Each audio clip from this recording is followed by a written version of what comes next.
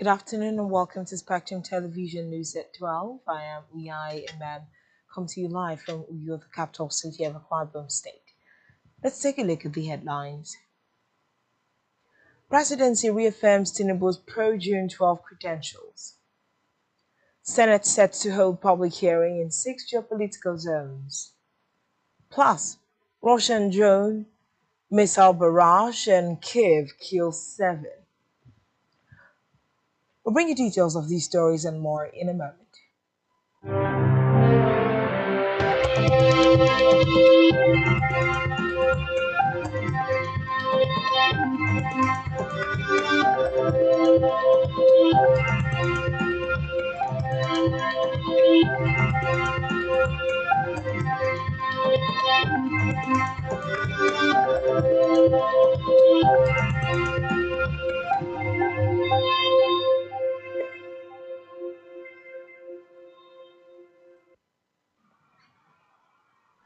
Good afternoon and thanks for joining us. We begin the news this afternoon from the national scene where Nigeria's President Bola Tinubu has charged his West African colleagues on the need to operationalize the Ecowas standby force as a potent tool to crush terrorism in the sub-region. Tinubu stated this in his capacity as the chairman of the Economic Community of West African States, ECOWAS Authority of Heads of State and Government, shortly before he handed over to Julius Maada Bio of Sierra Leone. He said Nigeria would continue to be committed to the peace, integration, and economic prosperity of the sub-region. He said no nation can address the challenges of terrorism and external security threats in the sub-region alone, hence the need to translate the ECOWAS standby force from concept to reality to serve as a regional counter-terrorism force.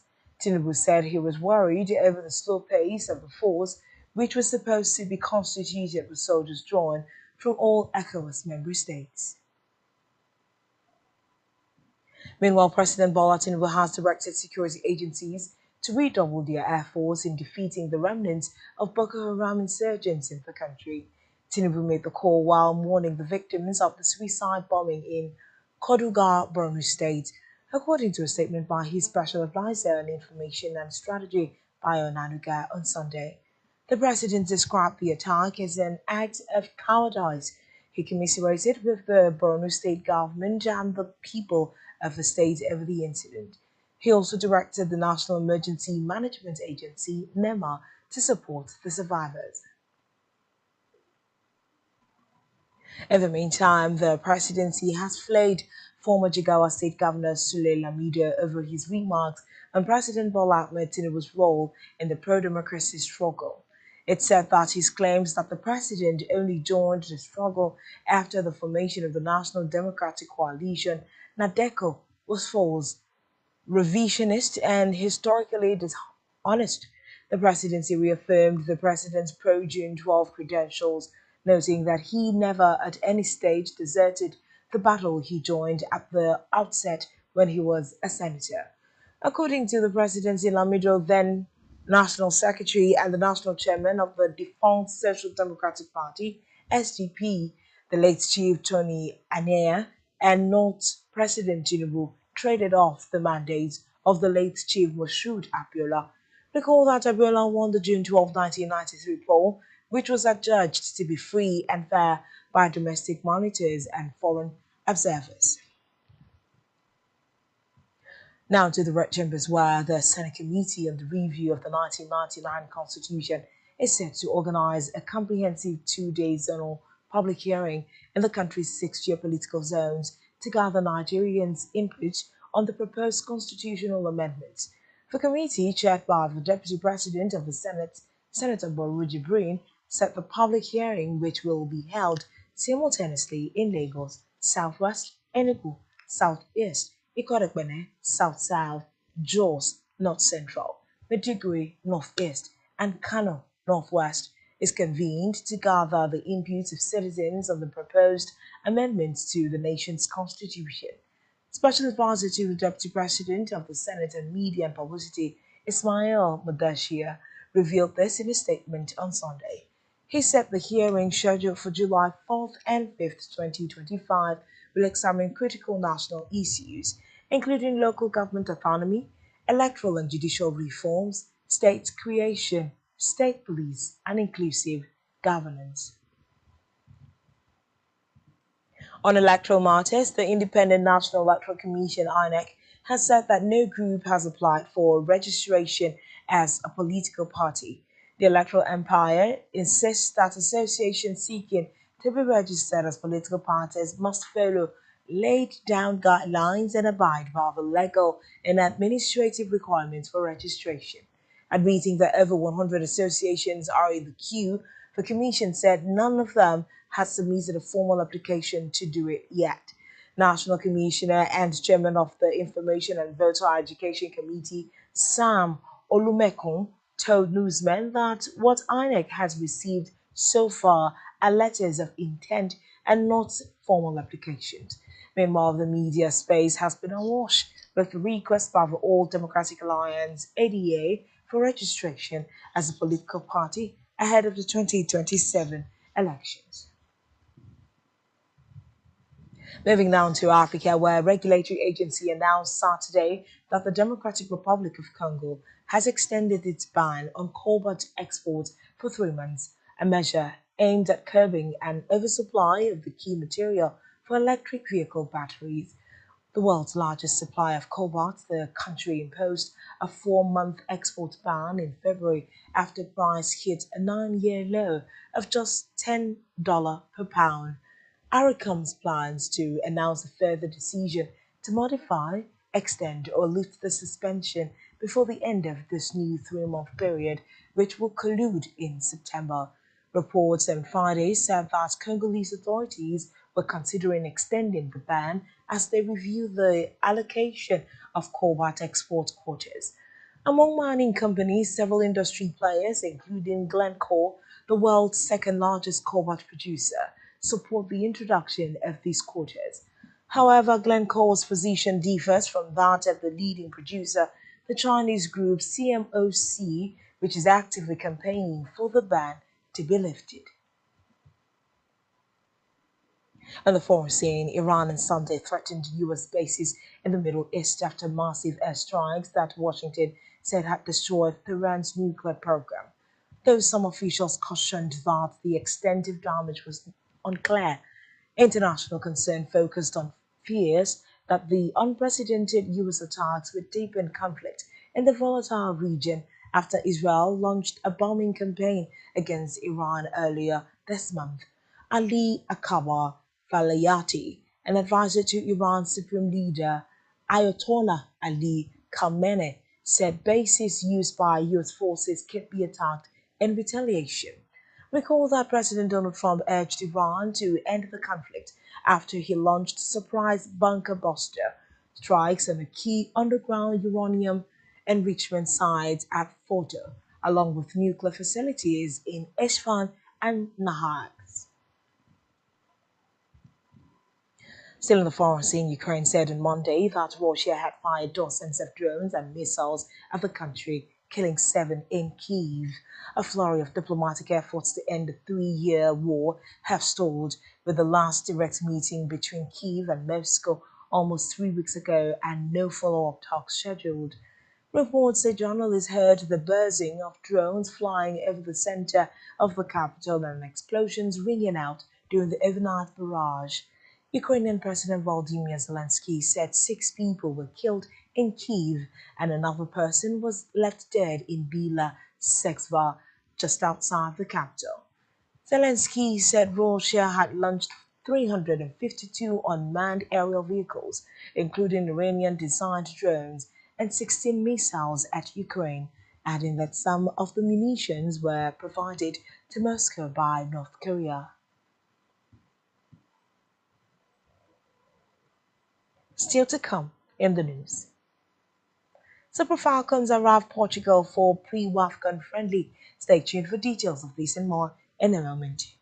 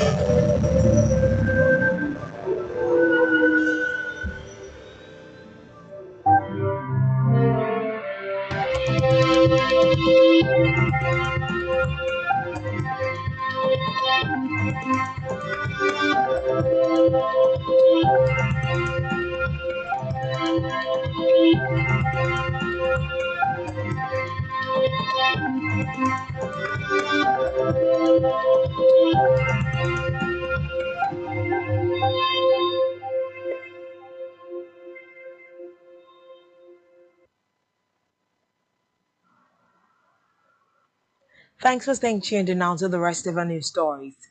On our business news, global oil prices spiked by over 2% after the United States of America bombed Iran's three nuclear sites.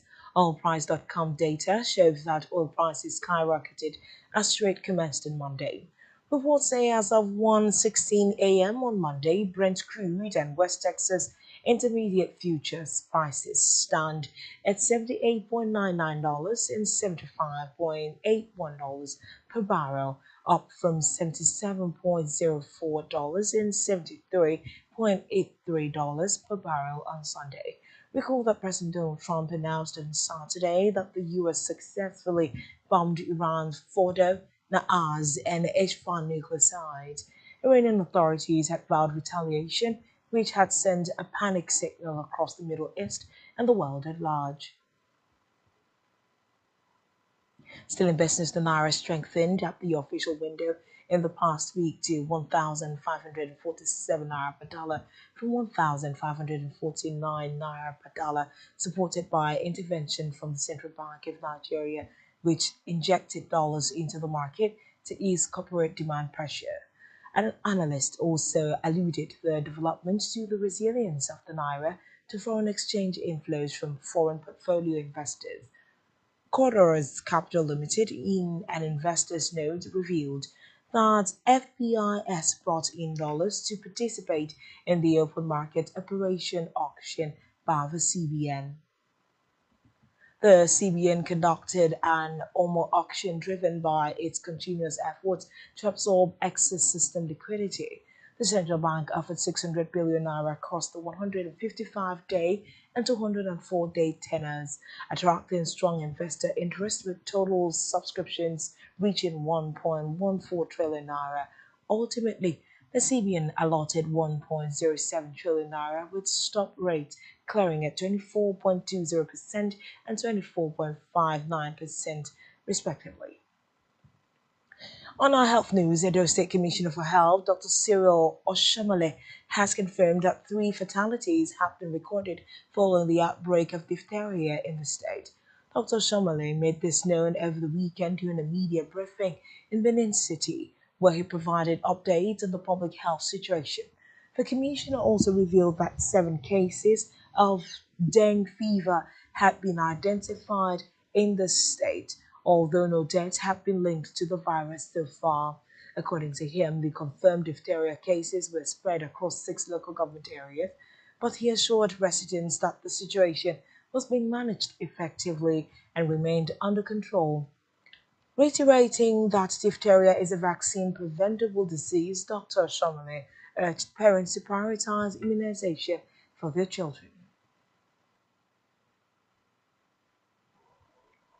Still in health, Excellence Community Education Welfare Scheme, a non-profit organization committed to deepening access to health and education, said it is currently supporting treatment for over 300,000 HIV/AIDS patients across the country. It said over 142,000 of these patients are receiving treatment in Akwa Ibom State alone. Addressing journalists in New York as part of activities marking the organization's 24 years of service to humanity on Friday, the executive director in Akwa Ibom State, Andy Ayo, said the intervention in health, education, and recently agriculture has been very impactful. Ayo said the organization in the past 24 years has supported close to 200 healthcare facilities, including secondary healthcare facilities, across the state in terms of training and infrastructure. To sports now, wherever Oklahoma City Thunder crowned a dazzling season with an NBA title on Sunday, pulling away relentlessly in the second half to beat the Indiana Pacers 103-91 in Game 7 of the NBA Finals. Shy Gillius Alexander scored 29 points and handed out a career playoff high 12 assists, and the Thunder's swarming defense finally proved too much for a Pacers team that lost talisman Tyrese Halliburton to a leg injury just 7 minutes into the contest. The underdog Pacers hung tough and held a 48-47 lead at halftime, but the Thunder outscored them 34-20 in the third quarter and pushed the lead to as many as 22 points in the fourth. Galios Alexander put himself among some of the game's greats as he earned Finals Most Valuable Player honors to go with his regular season MVP and scoring title along with his first championship. The 26-year-old Canadian star becomes the first player since LeBron James's in 2012-2013 to win both the NBA regular season MVP and Finals MVP in the same campaign. Still in sports, the Super Falcons of Nigeria set for battle against Portugal in a pre-2024 Women's Africa Cup of Nations friendly. 10 players and backroom staff arrived in Lisbon for the encounter on Sunday night. Former Atletico Madrid forward Omorishola Babajide joined the contingent on arrival in Lisbon. 13 more players are expected to link up with the team in Portugal. Tonight's encounter will hold at the Estadio José Gomes in the Amadora precinct of Lisbon. It will kick off at 7 p.m. Nigeria time, same time as in Portugal. On entertainment news, popular Nollywood actress Angela Okorie has dismissed the long-standing misconceptions about her character, describing herself as a free spirit with a heart of gold. In an Instagram post, the actress, celebrated for her talent and outspoken personality, shared that despite public perception, she does not hold grudges or dwell on negativity. Instead, she embraces forgiveness and chooses to live each day with love, laughter, and peace.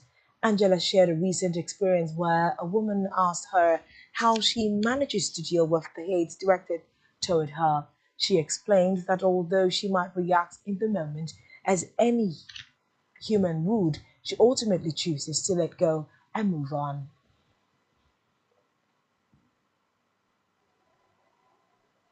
And that's all we have for you on this particular bulletin. Do well to follow us on social media, subscribe to our YouTube channel, all of which you can find on our website, spectrumtvlive.ng.